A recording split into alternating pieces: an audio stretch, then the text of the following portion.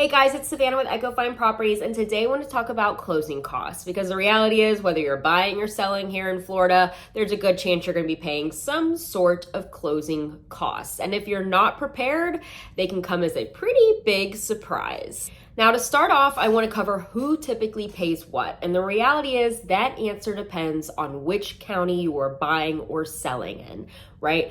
And our standard Florida as-is contract has three options to typically choose. Buyer designates closing agent, seller designates closing agent, or Miami-Dade, which has their own little separate provision for who pays what. In Martin County, typically the buyer designates closing agent, which means you're going to pay fees associated with that, which also usually includes the owner title policy. And then usually in Palm Beach County, the seller designates that title company and title agent, which means that the seller is typically responsible for paying those settlement fees as well as owner title policy. Now let's talk about some of the closing costs that you typically see on a settlement statement here in Florida. Survey fees. Surveys are typically required by lenders, so you're almost always going to have that fee if you're financing the home. Cash, it is not required, but we still recommend that you get some sort of survey to make sure that you don't have any of your neighbor's property encumberancing on yours or creating any issues that might cause some issues down the road.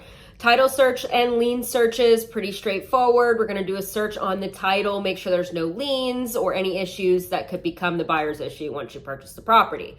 Title and settlement fee, this is the fee you're going to pay the closing agent for their services. Title insurance premiums protects you against hidden title issues after closing. Realtor commissions, what realtors get paid for doing their job. Property taxes, prorated to the closing date, and here in the at least Palm Beach County area are typically paid in arrears, and they figure all of that out for you and will tell you what you owe at the end of the closing for property taxes. Appraisal fees, also usually affiliated with lender costs, although if you're a cash buyer, you can also choose to have an appraisal done. Lending fees are going to be underwriting, credit checks, and origination fees, and that's going to differ per lender. Doc stamp taxes is a state transfer tax charged on the deed. Transfer taxes are also paid when ownership is transferred. And then recording fees to record the official deed with the county. Now, if you want to talk general rule of thumb of who usually covers what, again, this can all be negotiated and can differ per county, but the standard is that usually buyers are responsible for lender-related fees, surveys, appraisals, lender fees themselves, buyer's portion of the title insurance if it's split, property tax prorations, and recording fees.